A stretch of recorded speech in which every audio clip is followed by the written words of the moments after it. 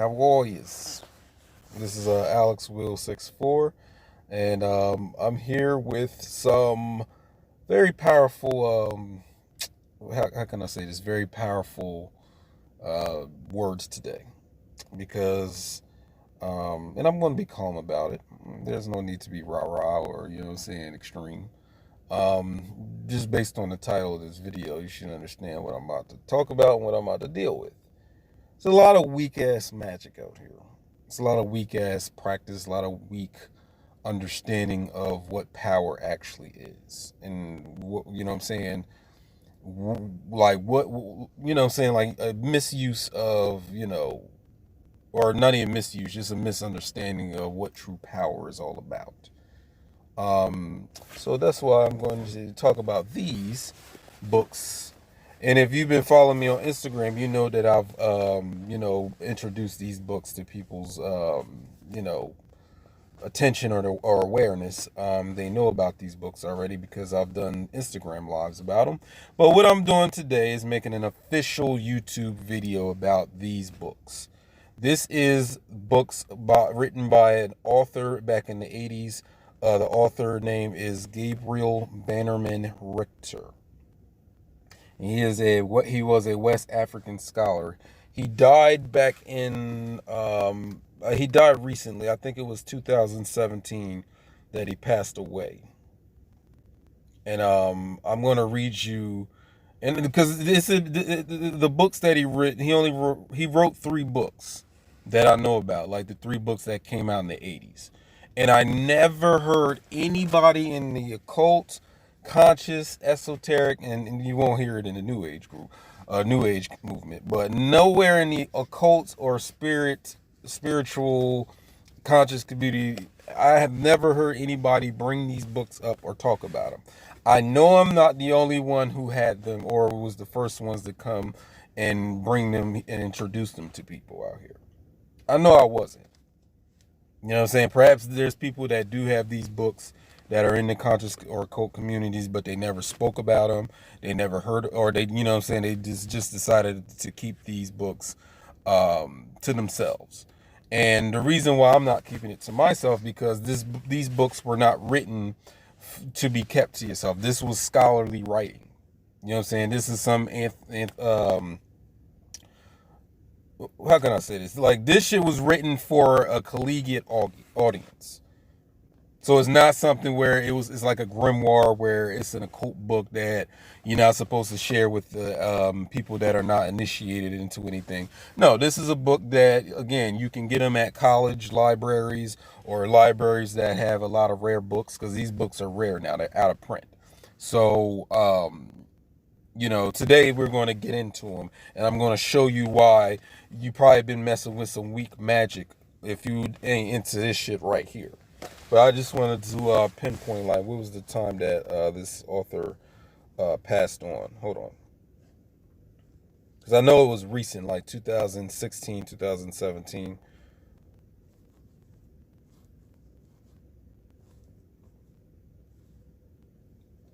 But while I'm searching this, like I said, I've been talking about these books for the past few months. You know what I'm saying? 2020.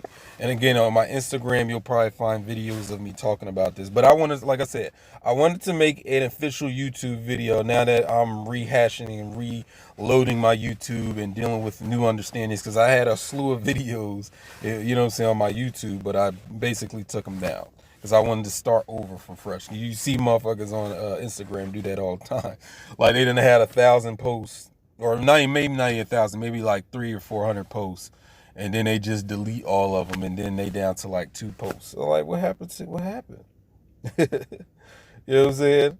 Like, what's going on? Like, why you just up and stopped? You know what I'm saying?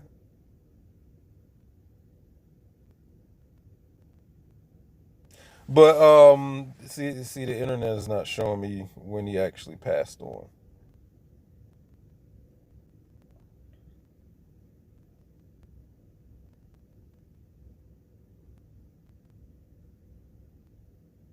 I don't know. We'll figure that out.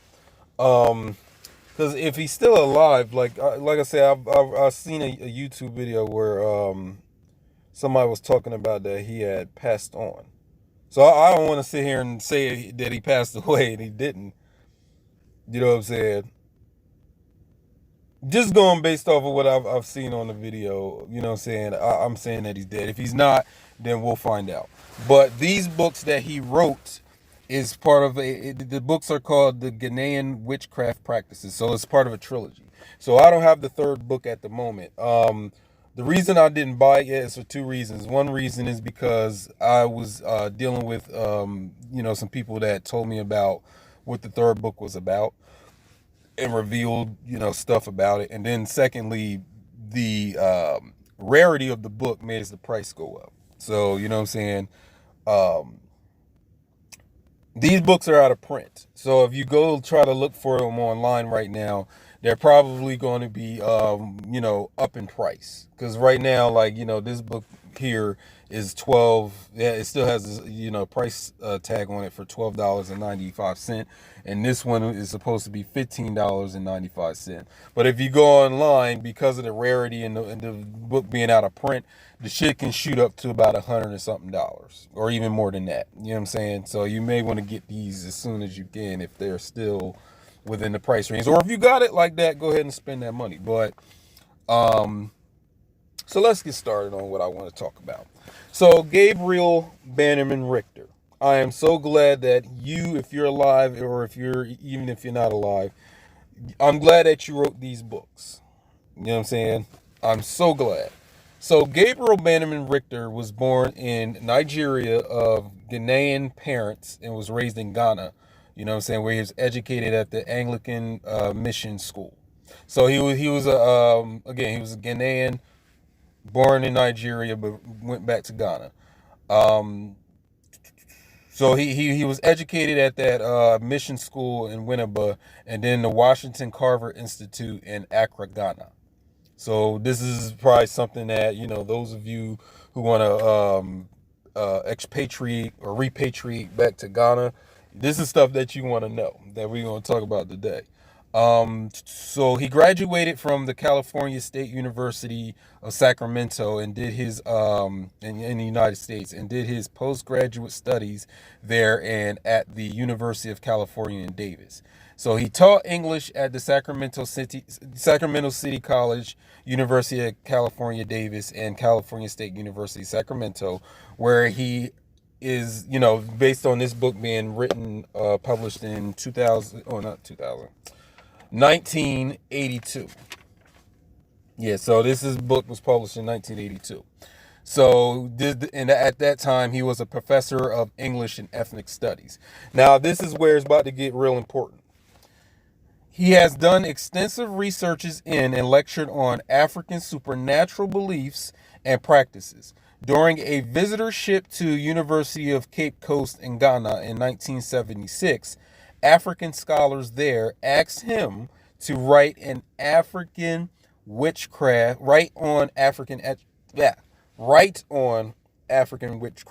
from an African's perspective. Very key. And this book is the first of 3 on witchcraft in Ghana.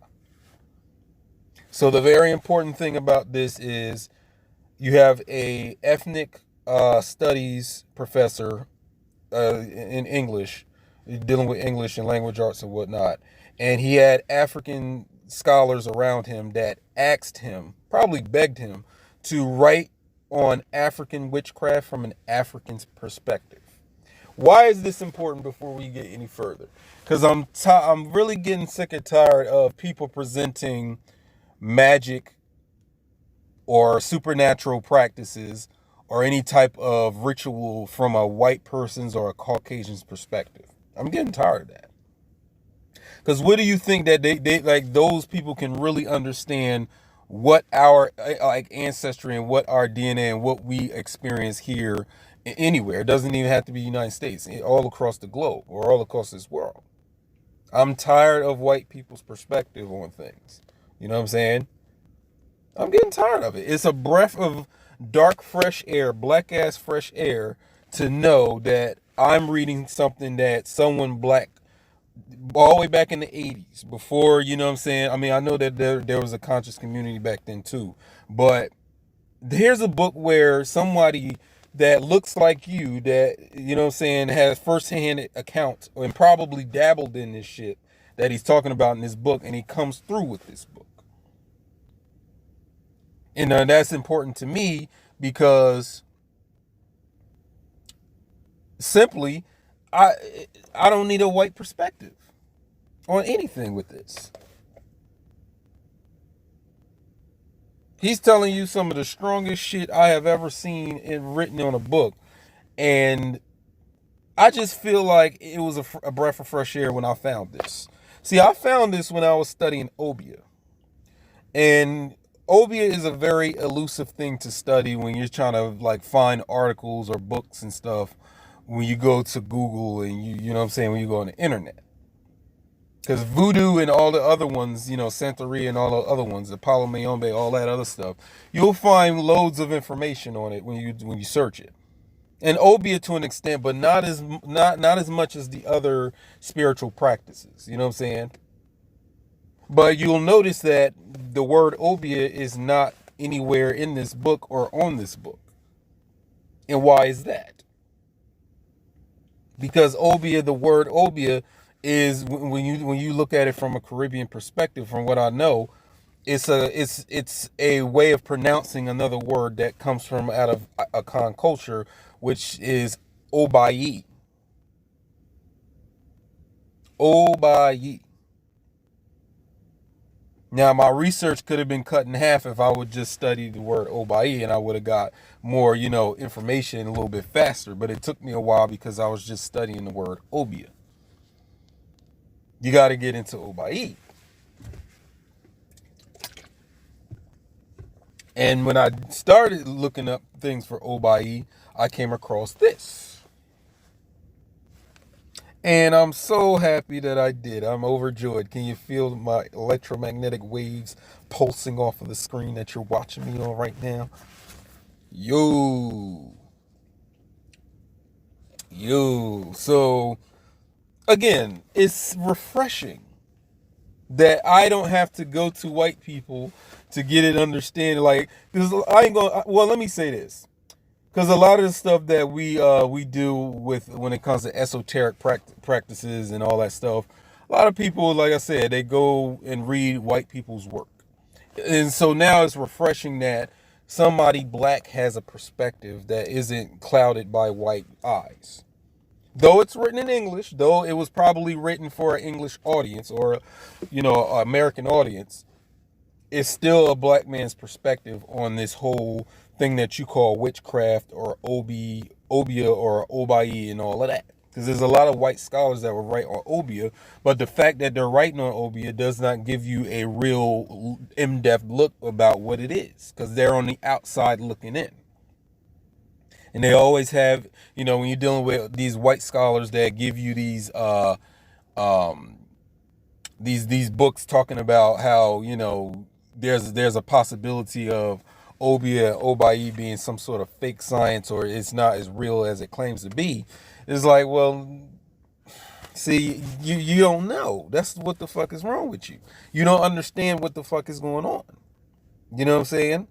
And you're probably dealing with some charlatans or some people that are faking you out and giving you the false perspective that you then go publish in one of those books. But here is a book where this dude, this guy, he really just gives it to you. So this is the first book in the series. Came out in 1982. It has a very big G symbol on it, which means except God I fear none. It's an Ashanti symbol, and you're probably familiar with that symbol. And then the book is called The Practice of Ghanaian Witchcraft, or The Practice of Witchcraft in Ghana by Gabriel Bannerman-Richter. And then the sequel to the book is Don't Cry, My Baby, Don't Cry, an autobiography of an African witch. And this is book 2.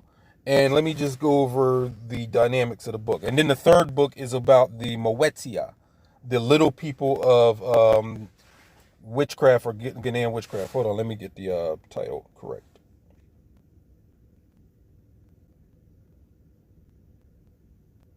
Yeah, so the book is called Mowetia. And we're going to talk about the Moetia. The Moetia, Mysterious Little People by Gabriel Bannerman-Richter. There you go. So, what are these books about? Let me just start by saying it's witchcraft and it's not witchcraft, though. So, when he was writing these books back in the 80s, he used the word witchcraft because at the time that was the closest word, I guess, that would explain what he's talking about in the book. But I have an issue with the word witchcraft because it then you then when you do that, you put it in the pile of all the other types of witchcraft out there, and this is by far distinct. Just like how Obeah is distinct from your voodoo and your santerias and any other type of spiritual practice. Like Obeah is its own thing. You don't mix it in with other spiritual practices, in fear of getting misconstrued information about what Obeah is. You know what I'm saying? So, and the reason I'm talking about this shit too is because I am a student, not a master, not a practitioner. I am a student of Obayi. So I am still learning. So for anybody out there that, you are a practitioner of it, you do it, and you're the authentic kind. Now, motherfuckers who are practicing whatever type of magic they want to, and then they call it Obeah. Nah, that's fuck all that. We talking about actual practitioners, like how you're going to see in this book. You know what I'm saying? So I am but a student, and as a student, I am just here sharing what I have learned so far. You know what I'm saying? So I got a problem with this word witchcraft. This is not what this shit is that he's talking about in this book or in this book too. It's not witchcraft. Because then you're confusing it with, for example, like white people and what they do. The little Wicca shit that they do, or the Celtic shit that they do, the Satanism and all that weak shit. You know what I'm saying? And I'm calling it weak because that's what the fuck it is. And as a person that's dealing with something stronger, I spit on weak shit. And I dare you to try to come at me with any of that weak shit. Because we're going to deal with you. Just like anybody else that is studying this shit too. Because we know the strong shit from the weak shit. So I'm not about to sit here and let it be called witchcraft. It's not witchcraft. I would say the stuff that he's talking about in these books is more like vampirism. It's more like vampires in this shit. You know what I'm saying? Not the type that bites you on your neck and suck your blood shit. Nah, it's something different. It's a different type of vampirism. But it's more likened to vampirism for me than it is to witchcraft. And my proof of that is if you ever study any type of Obeah Obayi, you'll come across a term known as Sasabansam or Asambansam. You know what I'm saying? And we know that just dealing with it on a surface level, then I was studying it one day. It was talking to, I think the Harry Potter shit deals with the Sasabansam. You know what I'm saying? And they just kind of call it a, African vampire, which is much more than that. But just that term, Sasabansam or Obaifo, another term that they attribute to vampires, like that has nothing to do with no fucking witchcraft or what you know about witchcraft. It has nothing to do with that. You know what I'm saying? And if you're watching this and you're spooked out, like you're not a person that's really familiar with like magic or cult practices or anything like that, and you perhaps you're just interested in metaphysics and all that stuff. This deals with metaphysics. Again, I'm going to bring this up one more time. It's refreshing that someone back in the 80s was dealing with metaphysics without having to add in white concepts. This is completely African concept translated to English in the best way that he could do it.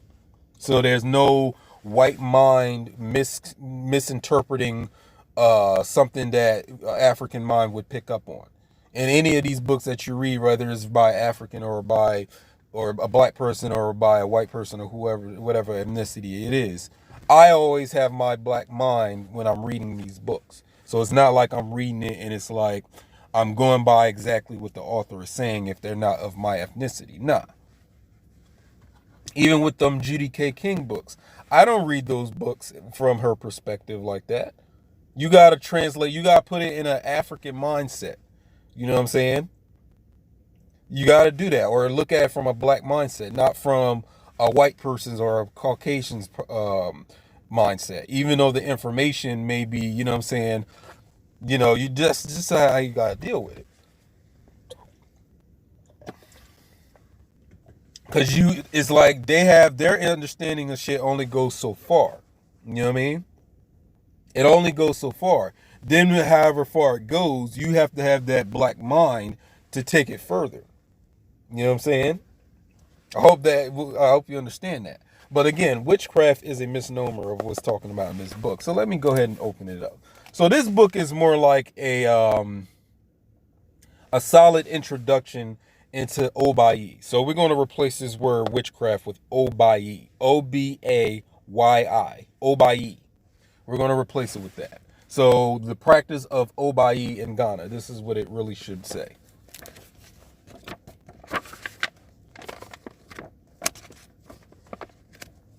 So like I said, this book came out in 1982. This sequel, I think this came out in 1984.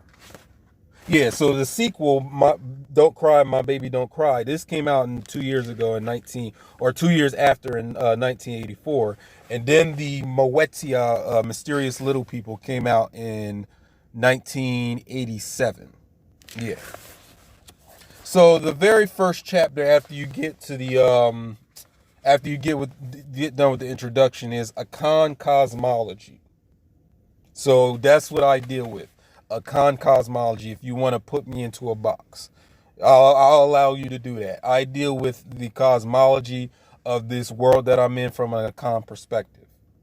And when I do that, I also deal with the Kemetic or the ancient Egyptian cosmology, because all cosmology is taking Egyptian mythology and giving it new names for a new culture or a new era.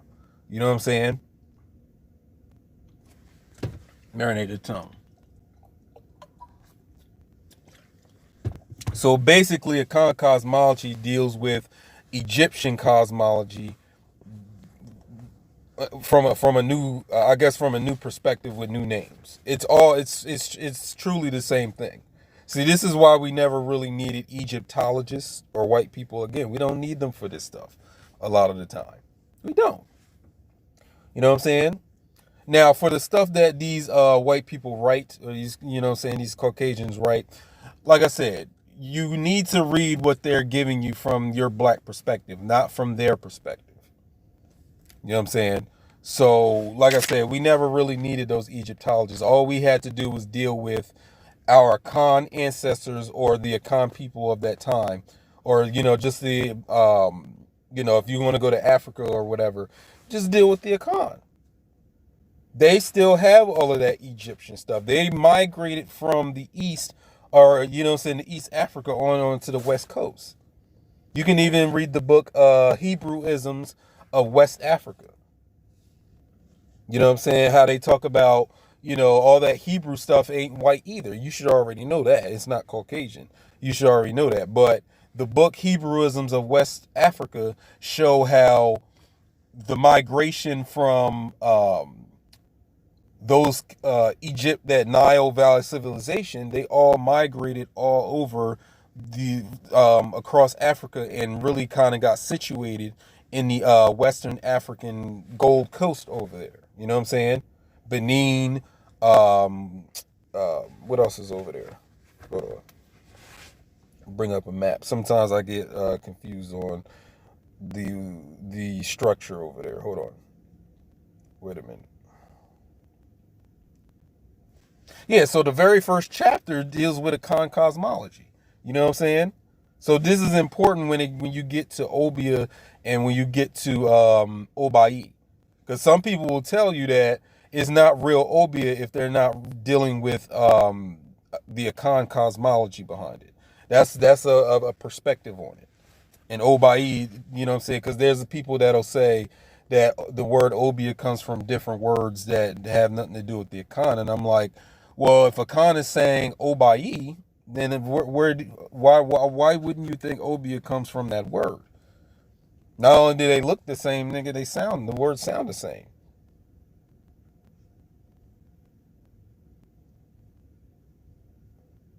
And that's, you know what I mean? I would see that as somebody's way of trying to take Obeah out of the Akan origin. Because like I said, even when you read these white people's books where they talk about, Jamaica, in the 19th and 18th century, a lot of the names of those men men and women that were practicing Obeah, they had Ghanaian names. Like Kweki or Kweku or Kwabena or Kwame. They all had those Akan names. So you can't, how you going to sit here and say Obeah doesn't come from the Akan when the Obeah men that we know about, especially in Jamaica, had Akan names? That doesn't make sense. Like, you got to get your facts straight about that. It's not the important here, but I'm just mentioning that. Hold on one second.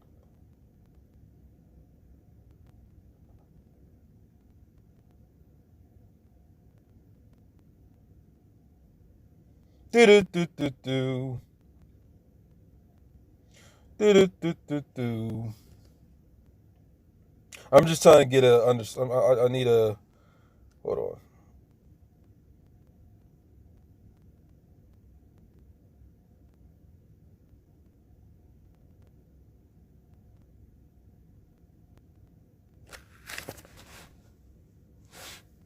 Hold on. Okay, so we got Ghana, we got Benin, we got all these different countries on the Gold Coast here.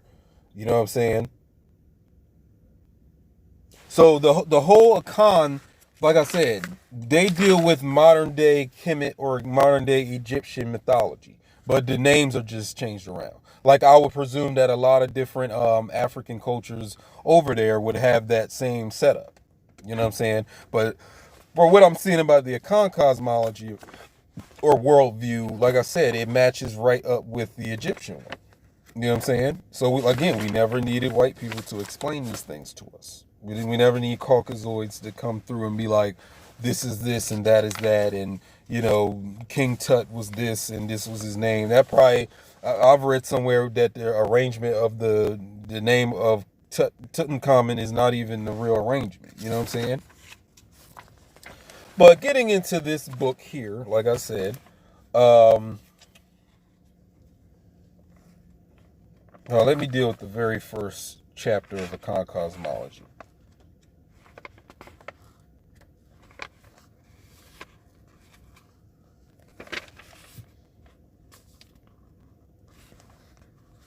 So, like I said, this guy deals with metaphysics right off the bat, where he's talking about the physical is the outward component and manifestation of the spiritual and exists to express the spiritual.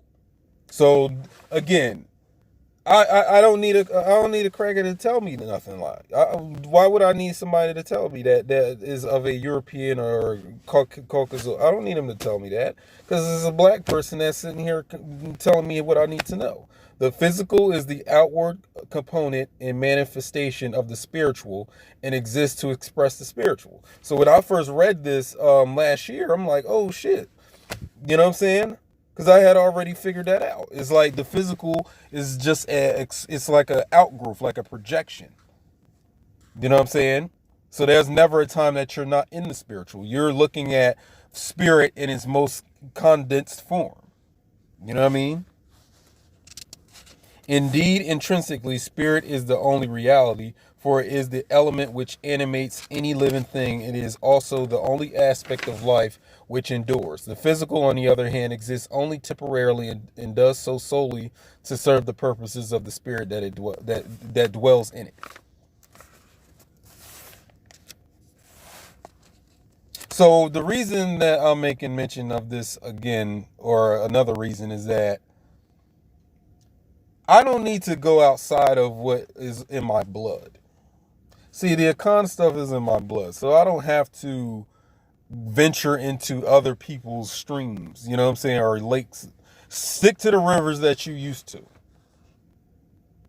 Because that's one of the reasons why you may be experiencing, or people, like our people in general, are experiencing a lot of these fucking hardships on a collective scale.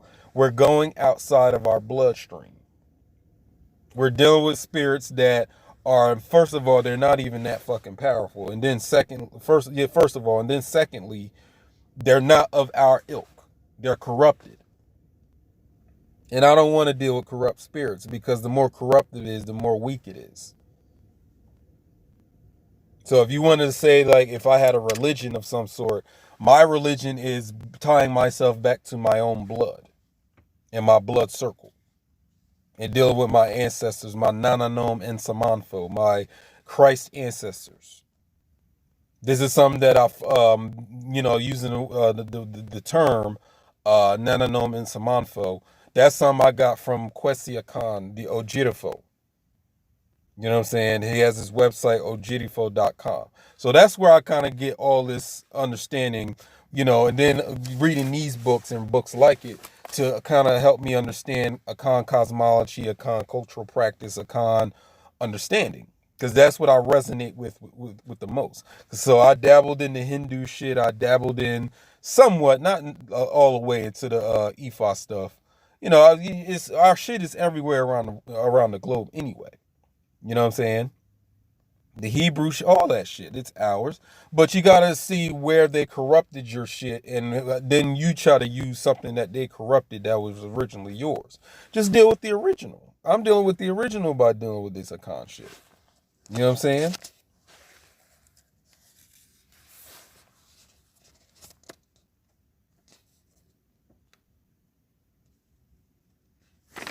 And then just right in the very first pages, he talks about a ritual of scapegoating, where the guilt of what you did is ritualistically transferred into an animal. Then that animal is killed as a sacrifice to the protecting spirits of the community. So again, he's sitting here bringing this stuff up just in the first few pages of the book.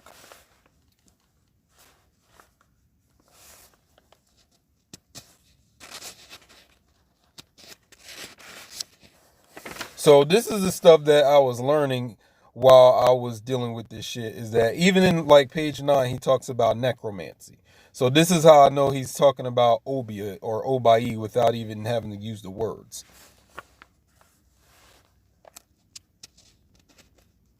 So this is something I also understood too, is that when you're dealing with Obayi, you're dealing with the power of your soul.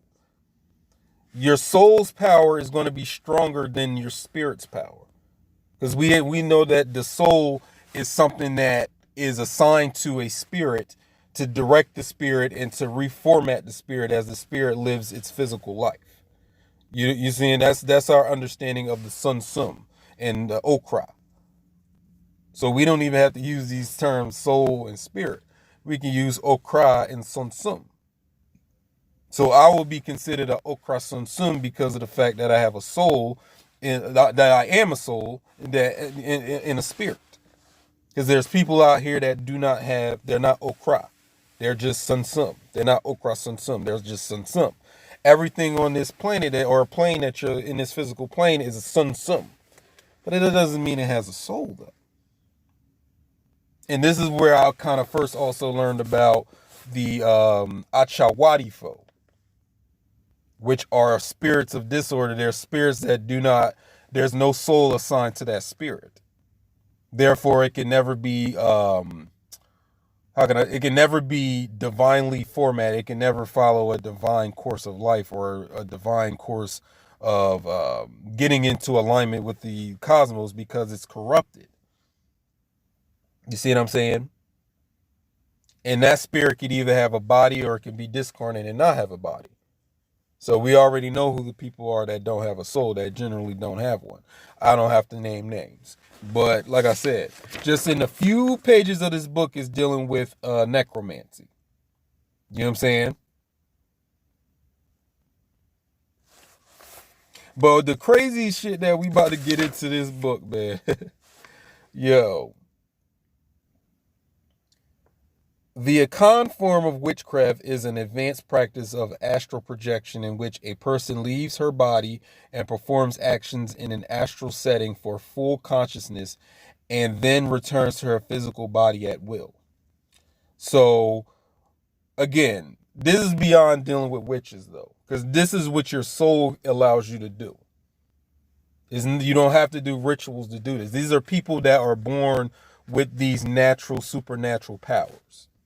They don't have to do rituals. They don't have to do none of the shit that a regular witch does. That's why I don't really want to call it witchcraft, because it's beyond that. These are people born with these abilities. You know what I'm saying? So if you ever know about mutants and X-Men, these are the motherfuckers that do it for real. And it all boils down to how they operate with their own sun or with their spirit, which we already established in that video, electromagnetic mind, that your mind is an EM field. It's an electromagnetic field. You know what I'm saying? And I knew this for months, or even going towards, years ago, talking about how electricity is sentient. There's living consciousness in electricity. So when you're passing electricity through a machine or through some sort of electronic device, you have to deal with the fact that there may be a personality in that device, a ghost in the shell, literally.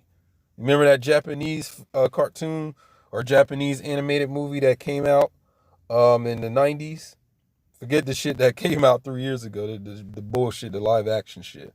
But the whole concept of a ghost in a machine or a ghost in a shell, you know what I'm saying? That's, nigga, even in that, you want to deal with androids and shit. Like, you have to grasp with that fact that this android is not just wires in metal or whatever material that they use to make that android. It has a personality.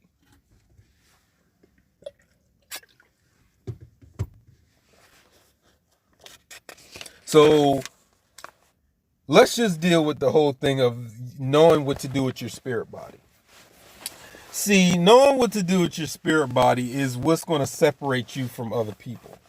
How you can make applications, execute applications just from you and your spirit body. Because that's your mind. That's your true mind. So your true mind, what can you do? So just using Western science to kind of understand this shit. If your mind is truly an electromagnetic field, that means your mind does not have to follow the laws of the physical realm. That means your mind transcends or goes beyond the physical realm, or it goes beyond the physical laws of this realm.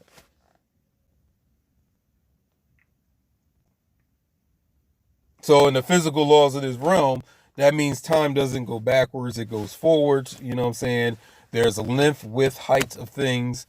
There's gravity. There's all these types of fucking laws that govern this residue or this physical world. But your mind is beyond all of that. So that means your mind can do shit that your physical body cannot do. For example, I could use my mind to plant seeds in your spirit body and make your spirit body do something that, it doesn't normally do.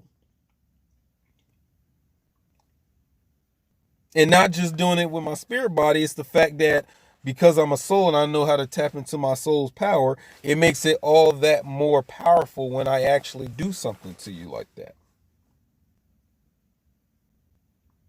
So go ahead with all that weak shit. You know what I'm saying? If you ain't doing shit like that, you are not in the most powerful power there is. You're not really dealing with power. You know what I'm saying?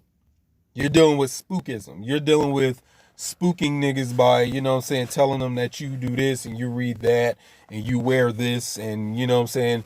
That's the extent of your power. Your power is to intimidate. But when it comes down to it, like if we were to go and have a brawl on that level, I doubt that you would probably be able to succeed or to win in a battle like that. Because this is what these people be doing in this book that he's talking about. So these people naturally know how to use their spirit body to do a whole slew of things to people in many different ways. In this book, he sat here and explained it. Let me give you a story. Let me put this shit in context. Because this is shit I had never heard none of these motherfuckers on the internet talk about. Or on YouTube, if they talking about a cult or they talking about some sort of dark practice or dark magic or black magic. I never heard them talk about shit that are in these books. This is some jaw-dropping shit. And I'm a pretty dark dude. And for me to read this shit and they have my jaw drop like, oh, like that, it has to be something extreme. It has to be something super powerful, right? So let me put it in perspective for you. So in this book, he explains that there was this teacher. I think it was a high school teacher out in Ghana. And this is in the 80s or the 70s or 80s. So he was a teacher at a school, right? And he was claiming to the students in the classroom that, you know, he was this big time witch. You know what I'm saying? He's using the word witch, but we can use the word Obayi. He was this big time magical Obayi that could do all types of powers. He could do this, he could do that. And he started having dreams, right? He started having dreams where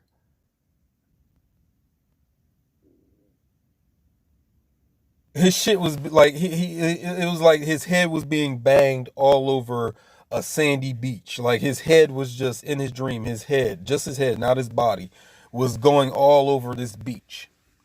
So then when he woke up in the morning, he had sand in his hair.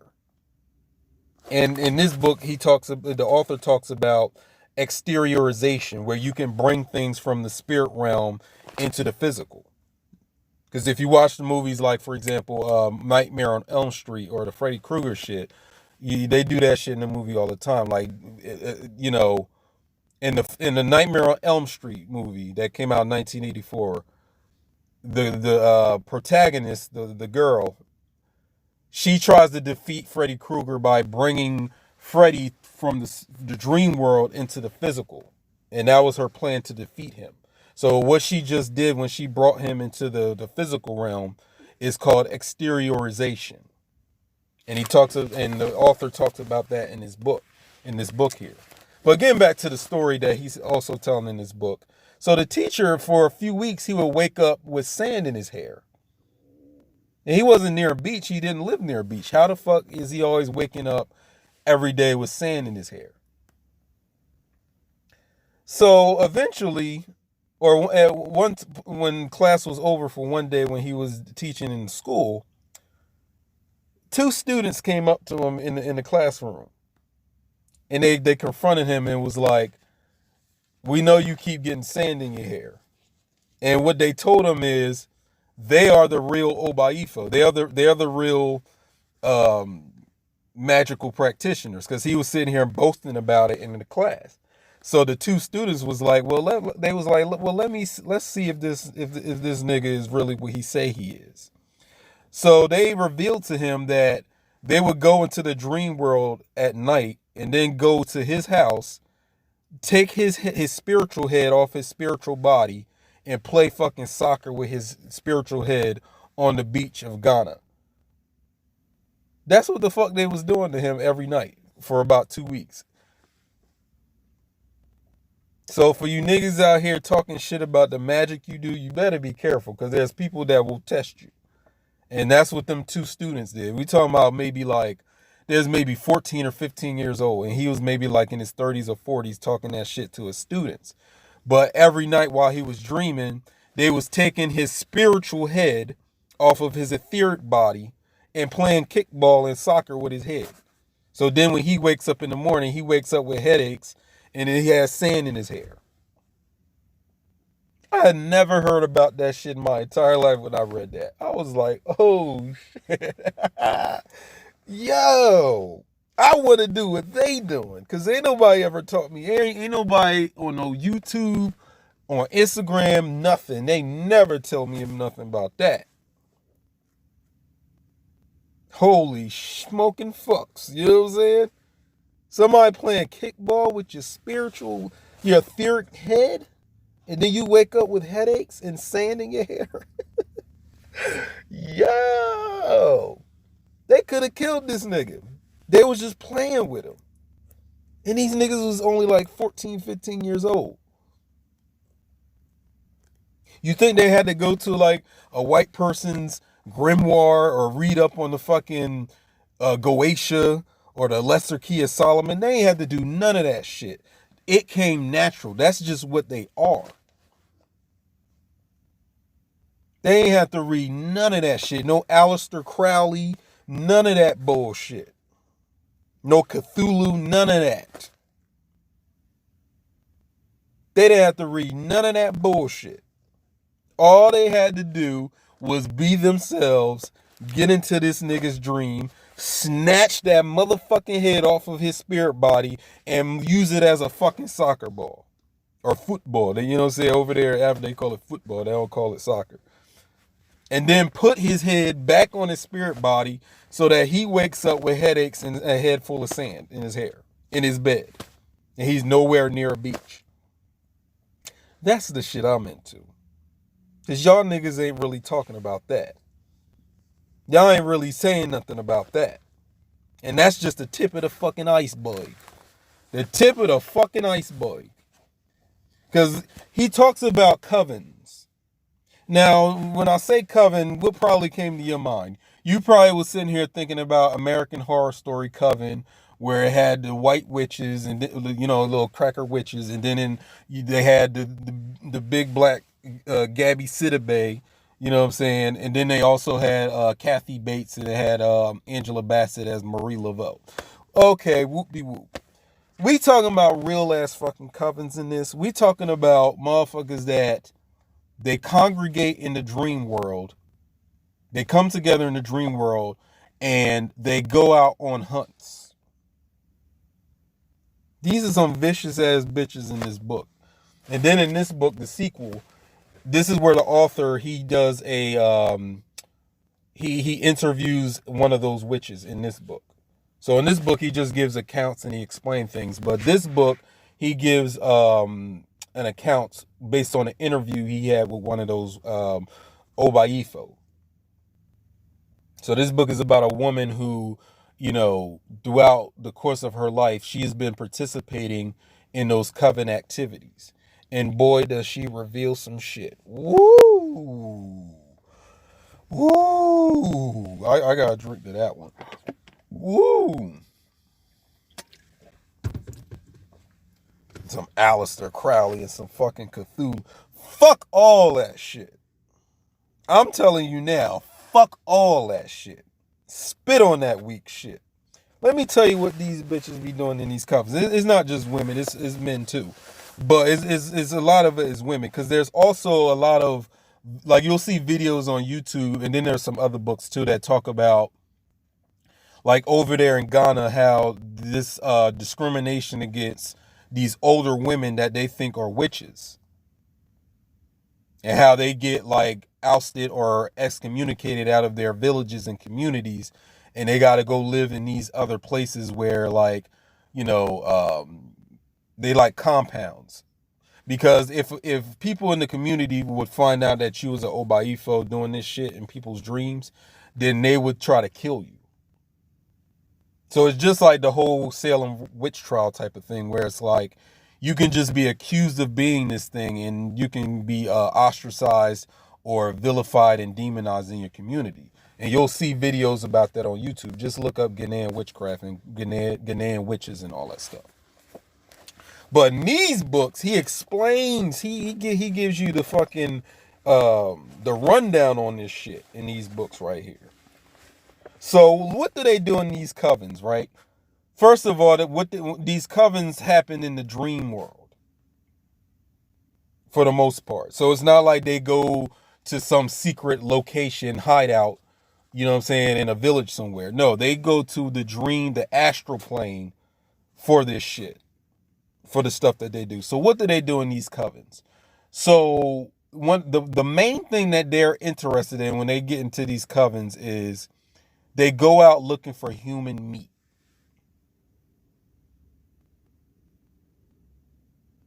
So damn near every responsibility of, or the responsibility of everybody in the coven is that they got to contribute. And they contribute human meat. So what is human meat? According to Gabriel Bannerman-Richter, human meat is when they take the spirit body or the sunsum or the etheric body of a person, they snatch it out your body and then turn it into an animal. And then they eat that animal. That's how they fucking prey on you. That's how they eat you. So this book is dealing with spiritual cannibalism. So this is why I said it was more like vampirism than it was about witchcraft. So this is what they doing in that shit. This is what he's revealing in these books. So let's say like you just a victim, right? So what I would do to be a part of the coven that I'm in is that I would go get into your dreams or at night while you're asleep. I would get into I would have an out of body experience. I would be just my astral body floating around. I would take your spirit body from out of your physical body and then turn it into a goat or a cow or a chicken or something like that. And then I would chop your spirit body up, and then it would be cooked and then fed to the other members of the coven. I had never heard about this shit until I read these books. This is the ill shit and this is back in the 80s. This is what they be doing. And you telling me to be into some fucking Satanism or Luciferianism? Fuck all that shit. Because y'all ain't talking, none of y'all niggas ain't talking about this shit here. You're not. Now, the fucked up thing about members of the coven is that they have to give up their own family members. They have to sacrifice their own family members to be in the coven for the most part. So a lot of these women, what they do is they would have babies or give birth to babies just so that the spirit of the infant or the child can be yanked out of its body and fed to the members of the coven and eaten. It can be eaten. This is what the fuck he talking about. In this book especially, where the woman that he's interviewing, her name is Amma Ninsen. Yeah, Amma Ninsen. She sits here and spills the beans. Because the reason that she agrees to be interviewed in the book is because she's repenting for her sins, quote unquote. Because she basically sacrificed 7 of her 10 children to her coven.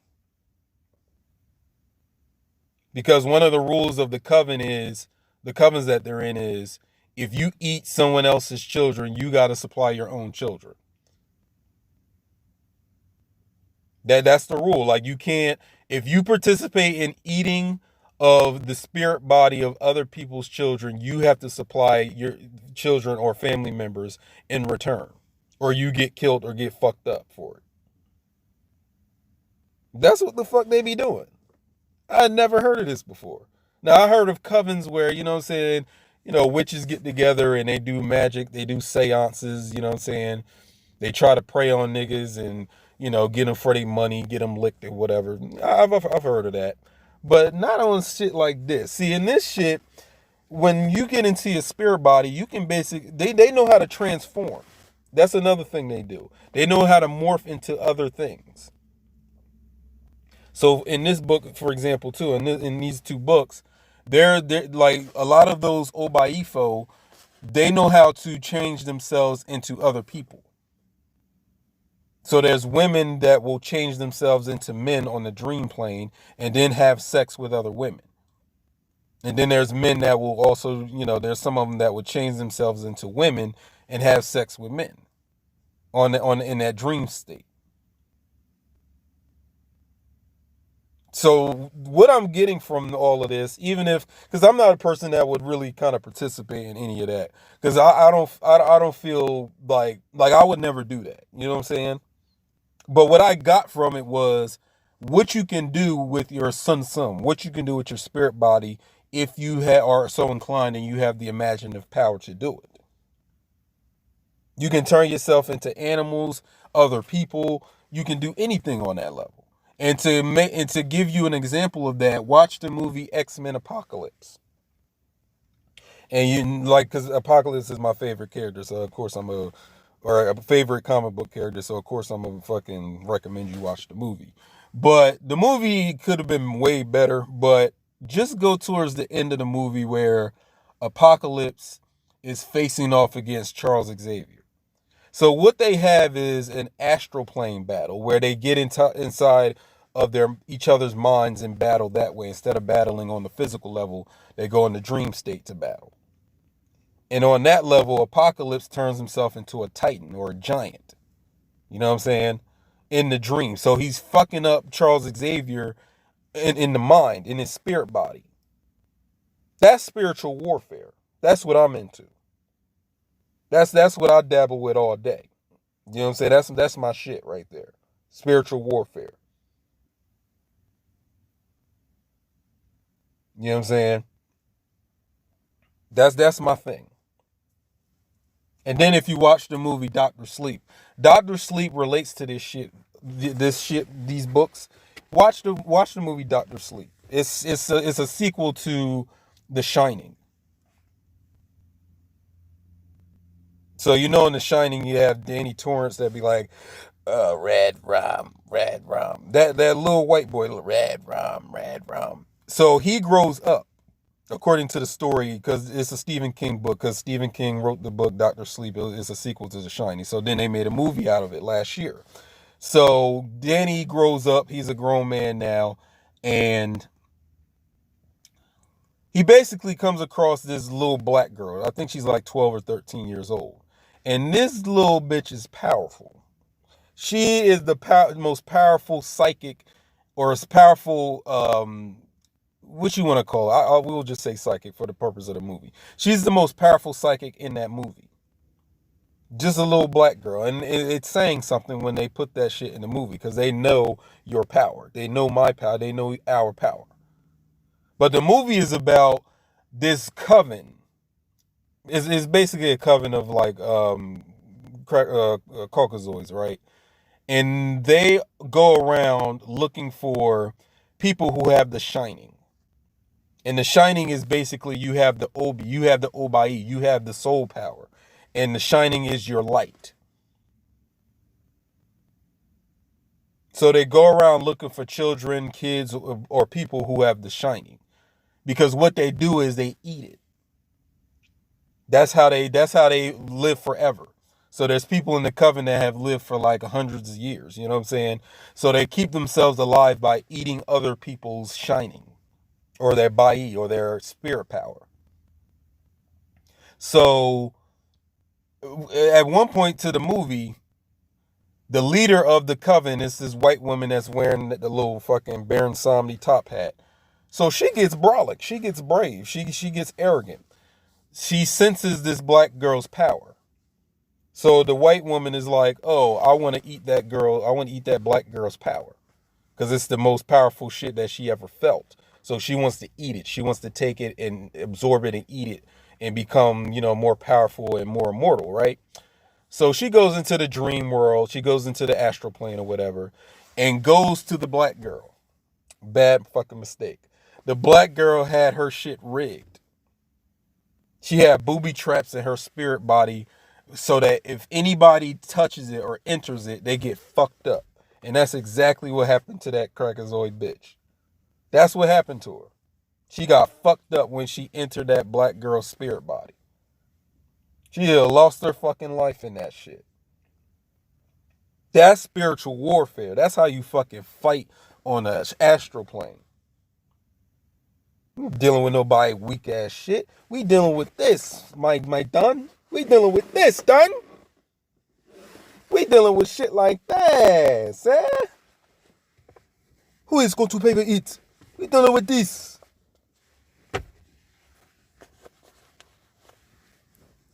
You know what I'm saying? We dealing with shit like this. These motherfuckers be in covens at night, assassinating niggas in their dreams. So in this book here, the woman explains how when she was married to her husband, she has like at least 3 or 4 different husbands over the course of her life or whatever. So she's in the bed with one of her, like, you know what I'm saying, with her husband at the time. So they're asleep, right? Now her husband isn't an Obayi. He's just a regular dude. He doesn't have the Obayi, the witch power or the Obayi power. She does. So in the dream world, a little kid visits her husband and tells her husband to come to this house because they need his help with something. So in the dream world, he follows the boy to the house. Now she wakes up in the dream world and she sees that her husband and this little boy is leaving the house. So she's like, what the fuck is going on? So she follows them into this house. When they get into this house, it's two of these fucking dudes in the house already. And they have these markings all over their face, like these tribal, or I ain't gonna say tribal, like these death markings all over their face. And then out of nowhere, after a moment of silence, they attack her husband. They was sent there to kill his ass in his dream. Now she winds up protecting him from the two assassins, right? And then when they wake up in the morning, you know what I'm saying, he says he has this dream that he was about to get killed. And she doesn't say anything because she was there when he was about to get murked by them two Africans or them two dudes that was at that fucking house in the dream world. So you see what the fuck they be doing? Like these motherfuckers, some of them know how to fucking kill you on the dream level. Because that's what they do. Whenever someone does something to your spirit body on the dream or the astral plane, it manifests physically or in some type of event that'll, happen to you in your life. Because it's a process of exteriorization. You have to understand that whatever's in your spirit body manifests physically. Your physical body is an outgrowth, just like he was saying, is an outgrowth of what is happening in your sunsum, your spirit. So all diseases, all your bad luck, all your good and bad moments of your relationships that you ever had in your life, all that is based on what's going on in your spirit body. Your physical body is just an outgrowth of what's going on in your spirit body and all the things that you experience. So this is what these niggas be doing in this book. So the author then explains how these Obayi, they can cut off pieces of your spirit body to affect your physical body. So for example, if they get jealous of a woman in the physical, one of these Obayi can cut out a woman's spiritual ovaries in her vagina and snatch it from her spirit body. So then when she wakes up in the morning in her physical body, she can't have babies anymore. She's infertile now. They doing that type of shit in this shit. They're doing things like that. And especially when it comes to Akan or Ghanaian culture, it's very important that women give birth. If you're not a woman that does not, if you're a woman that does not give birth, you get ostracized. And some people will even think that you're a witch or a Obayi, and they'll try to, stone you or kill you or do something to you where you can't affect other people. Because a lot of these Obayi that he's talking about, they often attack their own family members, which that's something that I don't get down with. You know what I'm saying? I don't fuck with that. You know what I'm saying? There's so many enemies out here, so many different white people and Arabs, and why would you just sit here and do that to your own people? When there's so many other different targets that we could be going after with all this shit, and you want to just focus on your own family. And that's how corrupt it can get. You know what I'm saying? Like you can cut a bitch's spiritual pussy out of her spirit body and fuck up her vagina. You can do that. You can cut the spiritual dick off of a dude, and then when he wakes up, he'll have dick problems. He can't use his dick no more. He's sterile now. When he trying to have a baby, he can't because they took the spiritual dick off of his spirit body. They doing shit like this in this book. This is what the fuck they doing in here. Or for example, they can give you a heart attack by fucking with your spirit body where your heart is, or they can do that. Sometimes they take they take something from your spirit body and put it somewhere, so then it can be restored. Other times they just they do something to corrupt your spirit body. This is how they can give you a disease that they don't ever have to be physically in contact with you to give you. So there's something called the asamanwa, which means ghost cough, which is tuberculosis. So you can give somebody tuberculosis without, just in the dream world or in the astral plane. You affect their spirit, you seed their spirit body, and then they wake up with tuberculosis. You can do that to motherfuckers. So why in the fuck would I be worried about what some Caucasoids are doing, or what some niggas using weak magic are doing? I don't give a fuck what they doing. Not with shit like this on my side. I don't give a fuck what you doing. You know what I'm saying? Teach me how to do that shit. Where these fucking teenage boys is out here taking the head off of niggas and playing soccer ball with it, and then putting it back on they did it as a joke. You know what I'm saying? They wasn't even trying to kill the dude. They did it as a fucking joke, as a practical joke, because he would, like I said, he would wake up with headaches and sand in his hair. So picture that. They just took his head off and then put the shit back on. They could have just took it off. Because if I were to do that to you and kept your spirit head off of your spirit body, you would wake up insane. So that's a way to drive somebody insane. Like, you go into the astral plane, you cut off someone's spiritual head, you keep it for yourself, and then that person will wake up in the physical and have mental issues.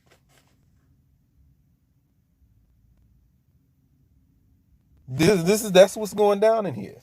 And y'all want me to be scared of some fucking Satanism and some Luciferianism and some fucking Lovecraftism? Fuck all that. Spit on that weak shit. Patooey, patoo, patoo, like the French do. Patoo, patoo. Get the fuck out of here, nigga. What else he talking about in here, yo? And like I said, my main focus is not even on the shit. My focus was on, when I started reading this, is that there's things you can do with your mind or your spirit body. The possibilities are endless. You can do all types of shit. You ain't even got to do shit to other people. You can do it for yourself. Like, there's a concept that he talks about in this book called or I ain't gonna say concept, but something in your spirit body known as the enimnium. The enimnium. So the enimnium is your luck. It's your fortune. So depending on the health, I would say, quote unquote, the health of your enimnium in your spirit determines how successful you're going to be in life. You know what I'm saying? And not necessarily like having all the money in the world, but just success in life. Like you have continual series of fortune events that happen to you. You know what I'm saying? You're healthy. Like, if you have a good imnium, you're healthy. You know what I'm saying? You're financially stable. Your children are healthy. If you have kids, you have great relationships with your lover, or you know what I'm saying, your lover, your family members, your mother and father, your friends. You're a loved person in your community. You know what I'm saying? And you just have a infinite stream of good luck happening in your life. Now, if you have a fucked up enimnium or it's corrupted, that's where you start to experience the reverse. So all your relationships get fucked up. You never succeed at business or any type of career. Your kids are fucked up. And that's because you're enimnium. You know what I'm saying? Because if your kids get fucked up too, that's something you passed on to them. Because if you're going to pass down physical DNA, your spirit information, like I said, we're dealing with wave genome theory or wave genetics. That's something you're also passing down, you know what I'm saying, in a vertical gene transfer to your children or your offspring. But, excuse me. But with these fucking Obayi in here are doing, like these so-called witches here in this book, they can do some shit where they can take out your enymnium. They can take your luck. You know what I'm saying? They can snatch it out of your spirit body, and then you start to experience nothing but misfortune from here and onwards until your death. They can do that to you. And I presume that you don't even have to do ritual for that. They just naturally know how to use their spirit body outside of their own physical body. So they can go do that to people. You can snatch somebody's luck out of their spirit and fuck them up. You ain't even got to kill them. Because after you do something like that, them motherfuckers will wish they were dead. Which, there's people, they always say some shit like, there are fates worse than death. Then that would be one of the fates worse than death. Someone taking your enymnium and snatching it out of your fucking spirit body. This is what these motherfuckers be doing in this book. Alongside providing their own children up to the coven. Turning their spirit bodies into goats and chickens and eating it. You know what I'm saying? Another thing that they be doing, and it was really explained in this book, is that you can put like poisonous animals into people's spirit body. Like you can put scorpions or venomous snakes or, I don't know, like wasps or something. You can inject that into someone's spirit body and fuck them up. You know what I'm saying? Because then they'll start to experience the physical effects of that shit when they wake up in the morning. Or then, as their days go on, they'll start to experience the physical effects of that spiritual bullshit that you put in their spirit body. You know what I'm saying? They doing shit like that. And again, I had never came across nothing like this in my life till last year. You know what I'm saying? I ain't heard no conscious, no occult, spiritual teaching. Nobody taught me that. Nobody brought this shit to me. So it was only this year where I think it was last year too, where I started to put people onto these books right here. Because these books aren't grimoires. They're not how-tos. You know what I'm saying? They don't teach you how to fucking do anything. It's what you take from the text and then what you know what to do with what you or understand and what you get from it. Because again, this is something that, it's a cult where, I shouldn't be showing it to you. No. You can get this at libraries right now. Because when like a book that's a cult book, that's probably something that is only reserved for those that are in a coven or if they're in some sort of secret society or something like that. No.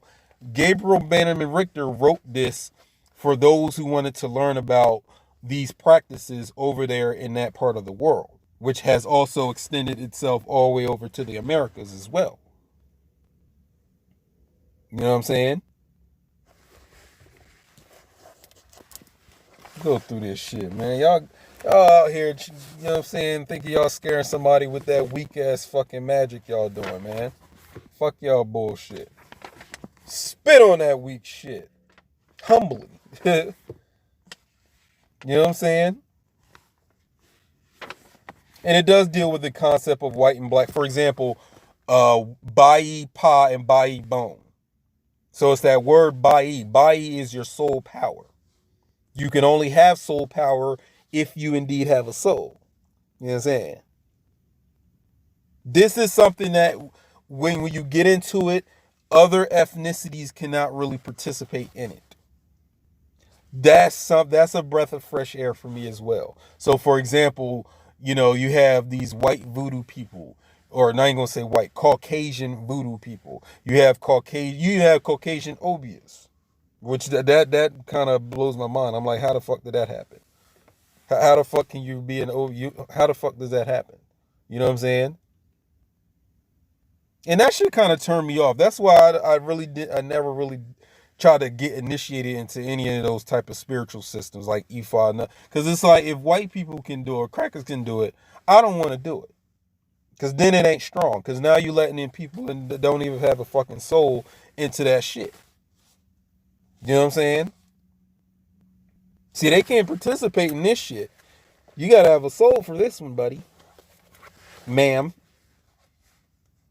This is the black shit that you deal with.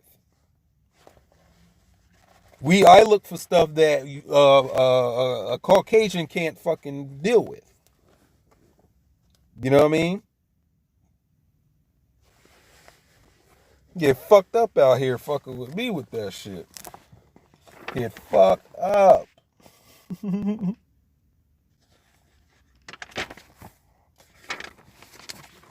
What else is in here?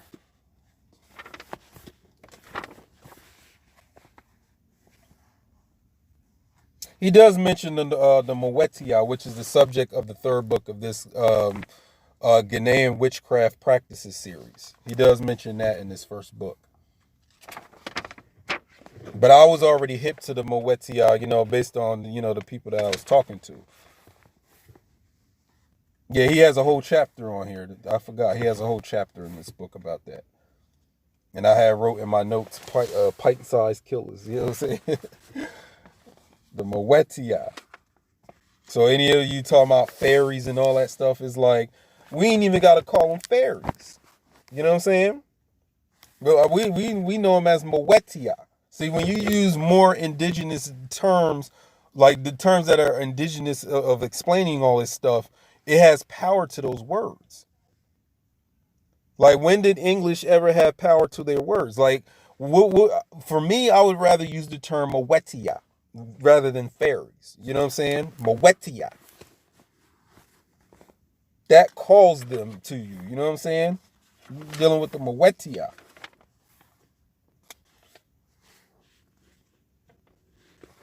But he also mentions that there's other types of spirits that, combat these Obayi. You know what I'm saying? Because these Obayi get nasty on you. They nasty as shit. I thought I was nasty. These niggas is hella nasty up in here, yo. God damn, shit.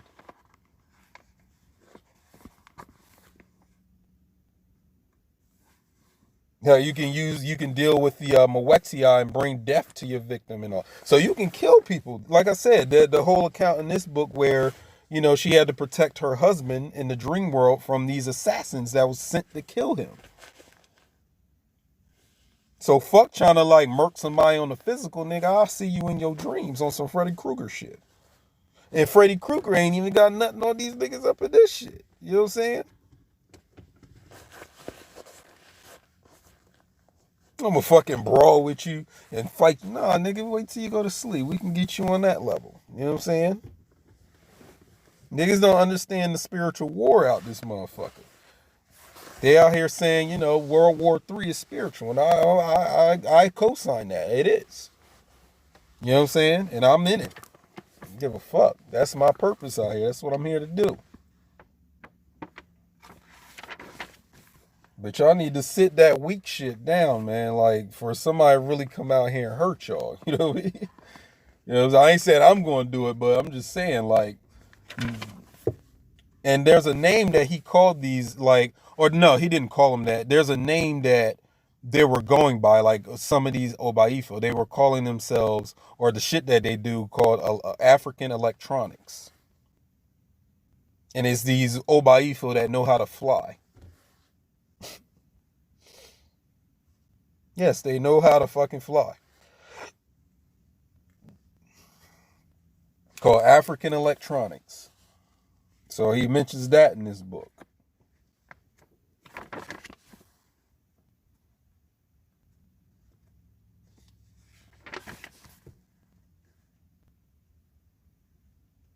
So like I said, for example, if you felt that you got hit by one of these Obayi, you can deal with a fetish spirit or some sort of spiritualist. You know what I'm saying? Another Obayi that knows, because all Obayi don't have the same. I guess there's a same alignment if you want to put it that way. Like, they don't sit here, and all Obayi don't join covens. You know what I'm saying? It's just those that do join covens. That's pretty much what they do in the coven. Like, they basically go out into the world or in the dream space and look for victims to kill and turn their spirit bodies into animals and then chop the meat up and then eat them in the spirit realm.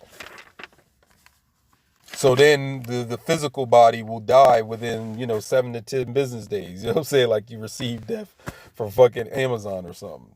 For 7 to 10 business days. Shit, I got a couple items coming to me, you know what I'm saying? Or was it just a book? Coming to me in the next day or two. So I get it.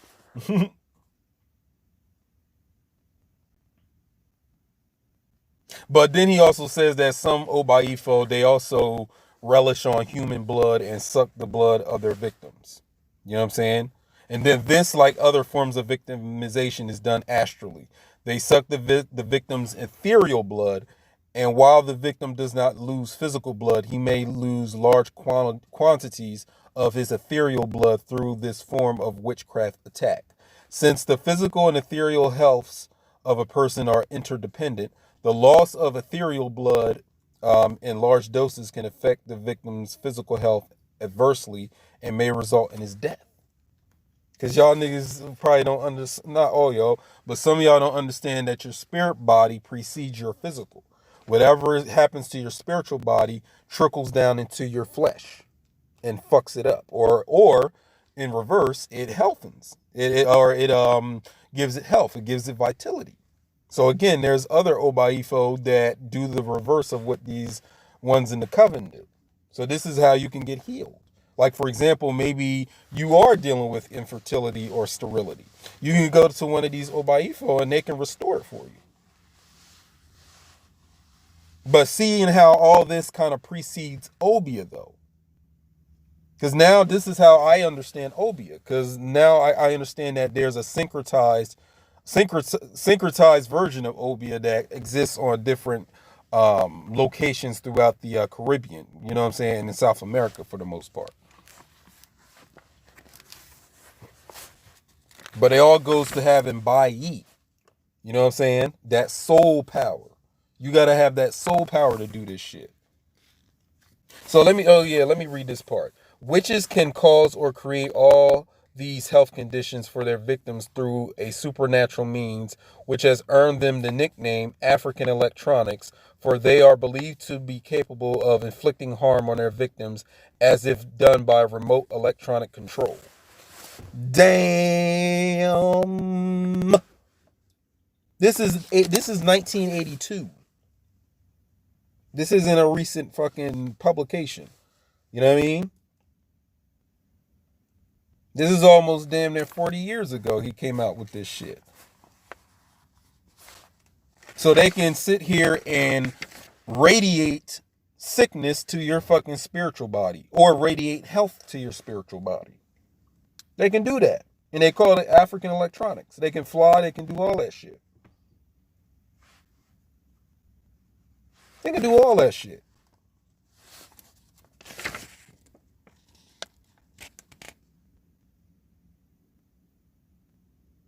Okay, here's another part. Some of the traditional doctors told this dude that witches had inserted a witch creature or other objects under his skin to punish him for being such a successful artist and scholar.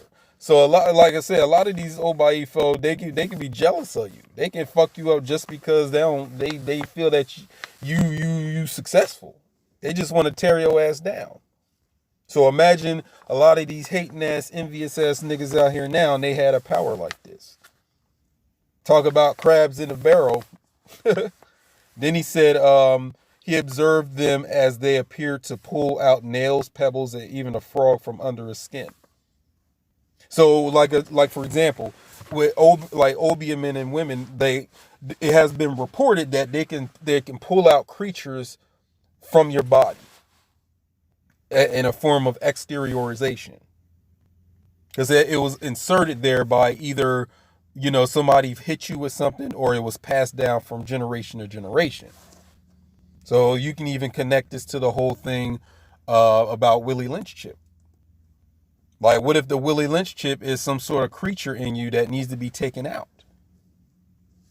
It's just like in the movie, the first Matrix movie, where the agents, while they have Neo in the interrogation room, And then they make his mouth melt where he doesn't have a mouth anymore. Then they hold him down on the table in the room, take his shirt off, or expose his belly button, and they put this probe, this machine thing that turns into this like I don't know, it's like a nasty looking fucking bug or creature, and it gets into his belly button. And it's like a tracking device now. That shit is ancient. It's not just machine either. They can put literally the spirit of a creature into your spirit body and have you fucked up throughout the lifetimes that you live until you get it taken out. And he also talks about it in this book, or the woman that he's interviewing for this book, where she explains how in the dream world that could happen. Like somebody can put a fucking scorpion in your spirit body, and it'll poison you. It can kill you slowly. So then you would go to another Obayi, and they can actually take that scorpion energy out of you, and it would be like a fucking real scorpion that they just took out of your body. So this had me thinking a lot about, or not even thinking, just contemplating, like, when you look at American black people as a whole, like, how we went through the whole slavery ordeal, we went through all that bullshit. I think what happened to us, you know what I'm saying, is that someone put a fucking curse on us. Someone put something in us that was passed down from generation to generation. And it's up to those of us who are adept at this shit to kind of remove that shit from our spirit body, our sun. Yeah, nigga, it's real. It's real out here. Nails and shit, not even just living creatures, like nails. They can put objects into your body, like your spirit body. They can do that in the dream space. Marinate the tongue right quick.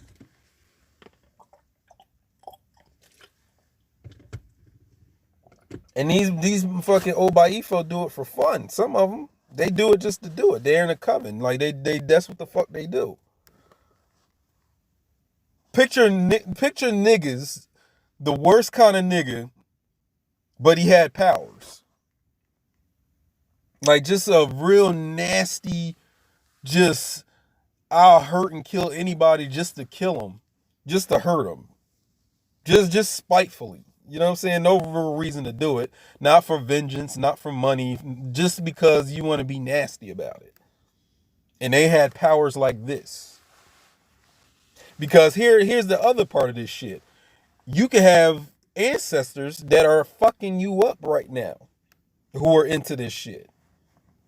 Or who are close to it or whatever. Because they can, if you have an ancestor that was fucked up like that while they was living, whether they had powers or not, they can fuck up you. They can still be active in fucking your life up, or the family's life up. Like for example, if you were in a family where y'all was dealing with pedophilia or some sort of sexual abuse, or alcoholism, or some sort of drug addiction, or some sort of curse. Some you would call a curse that is passed down from generation to generation. Cancer. That's probably one of your ancestors, or a few of them, or a whole heap of them, still doing their nasty shit in the spirit realm to their descendants. So imagine if they were one of these Obayi doing that. Because he even talks about it in this book again, that it was this woman in America, she was from Ghana, then she went to America or the United States to live. And she was still being fucked up by her great aunt. Was still doing shit in the spirit realm to fuck her up. Her own niece up. Just out of spite. Just real nasty shit. You know what I'm saying? But in this book, the woman that he's interviewing also talks about how, if one of the Obayi, if they're jealous of you and you have crops, like, because they is farmers that grow a lot of cocoa trees and different types of crops, corn and whatever. These bitches are spiteful. they'll go into the spirit realm and turn into like a deer or like a fucking, I don't know, something like a moose or something, and go destroy all your crops. So then when you wake up in the morning, all your shit is fucked up. Like your whole crop is fucked up. And this how a lot of those people over there made money through growing their crops. So imagine you have fields of cocoa trees and corn or whatever. You go to sleep and then you wake up in the morning and all your shit is all destroyed. Based on somebody going into the dream realm, turning into a fucking animal and eating up all your shit and fucking your crops up. They out here doing that. And this is fucking 20, 40 years ago. So this is shit that has been going on for, I would say, centuries. You know what I mean? Millennia even.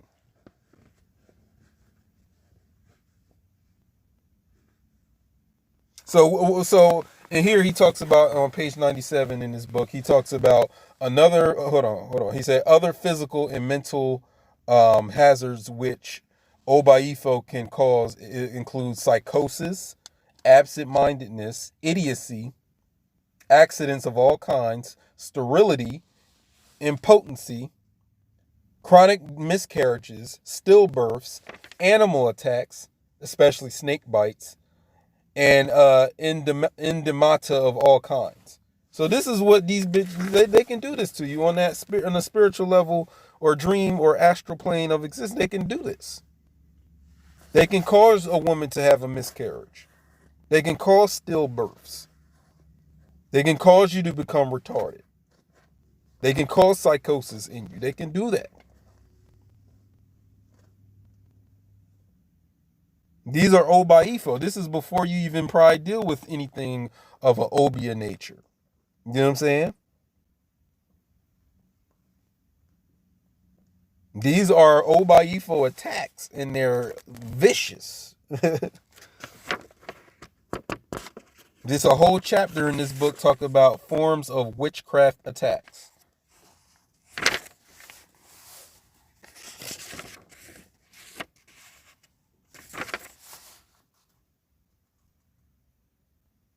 So, and then there's an Akan saying which goes, Ayin iwu ana'a otse ase a.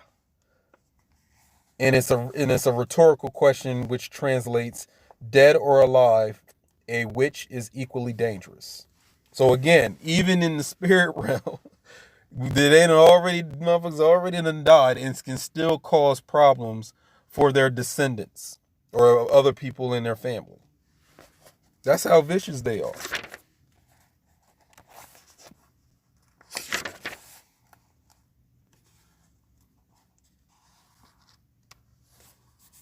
What else? Let me read this part. The doctor means that, okay, hold on. For example, when a pupil is unable to grasp instruction as effectively as his classmates, in school, his parents may take him to a traditional doctor who may report that, the witches or the Obayi have stolen the child's brain. Remember what I was talking to you about, them two teenagers taking off their teacher's head in the spirit realm and using it as a soccer ball?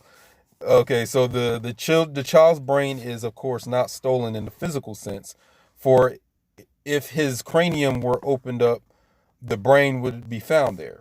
By stolen, the doctor means that the vital airs, which activate the astral and physical capabilities of the brain to function effectively, have been interfered with by witches or Obaifo. Through invisible though invisible in the physical world, the vital airs of all life forms, or the vital airs of all life forms have astral substance, and witches or Obaifo can transfer these energizing agents from a person's astral organs into physical objects. They talking about ether. So traditional doctors and other specialists of the supernatural can make a deal with witches or Obaifo to retrieve a victim's stolen brain. They can do this shit to you. And notice how he was in this book, he was sitting here talking about what did he say? What do I want to talk about?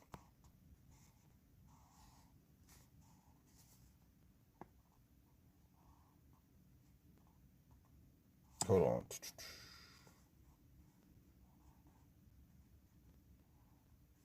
Though interfered by witches, vital heirs of life forms have astral substance, and can transfer these energizing agents of a person's astral organs into physical objects. Okay, hold on. Hold on 1 second. Hold on, I'm looking for where it was saying something that I wanted to. Hold on.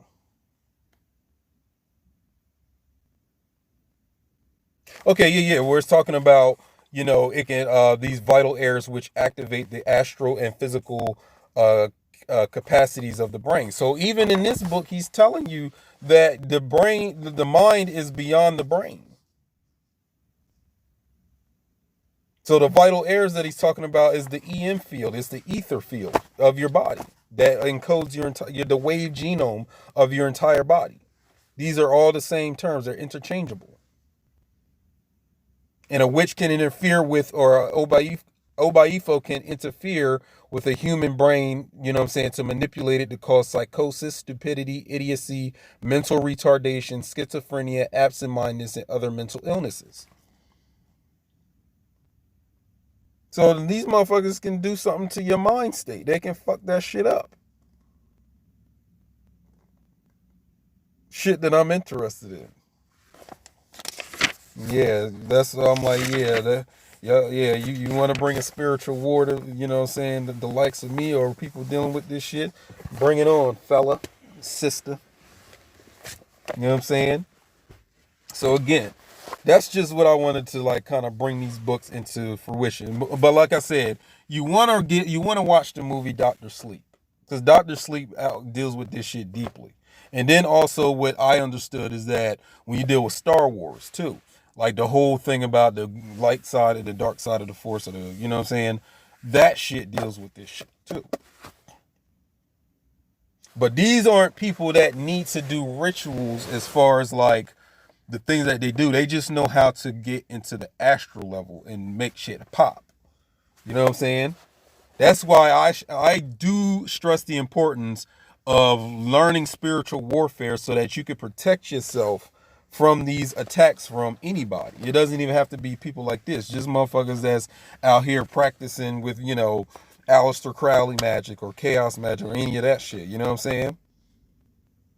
Like, you gotta protect yourself out here. Like, motherfuckers will do this shit out of spite, or something that they felt that you did wrong to them, and then they want to fucking get revenge on you out of that. That's why I came up with my course, or my training course of spiritual warfare training at my acrosensum.com website.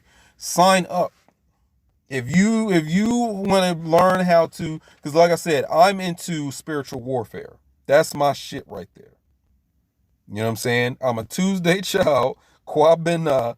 I know my science, and I'm learning it and learning it and learning. I told you I was a student of Obayi. You know what I mean?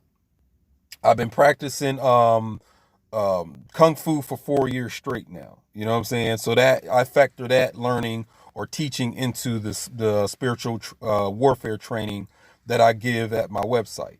So it's usually a 16-week training that I do, but I'm thinking about shortening it to 8 weeks. So it'd be 2 lessons or two sections of the course per week for 8 weeks. So if you sign up, you'll be able to get, like I said, you'll get 2 lessons per week.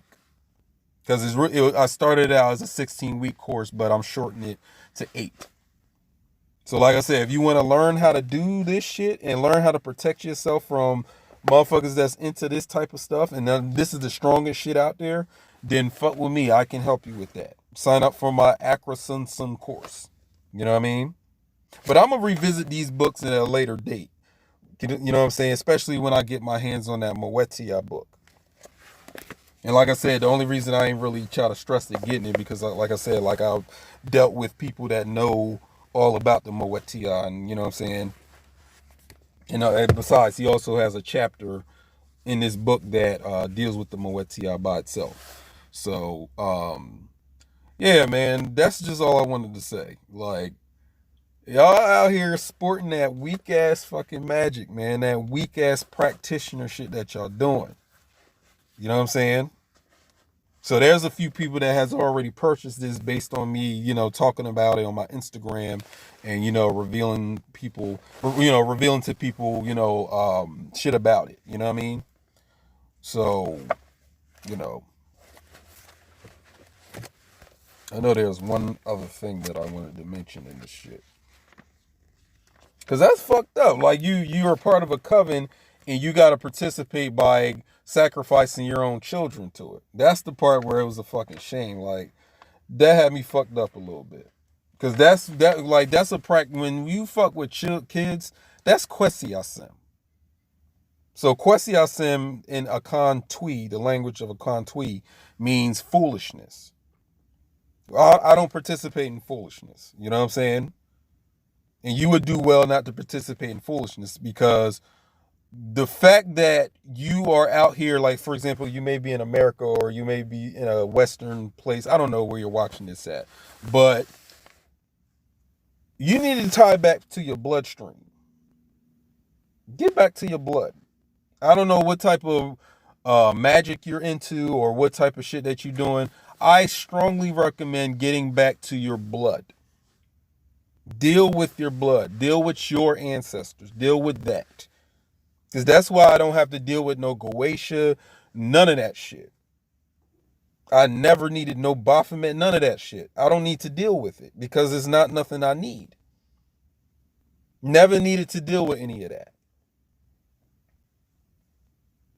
There's people out here promoting that shit. It's like, nah, nigga, we don't need that shit. It looked like some cracker white boy shit that, again, is weak compared to the shit we got. Deal with your bloodstream. Deal with your Nananom and Samanfo.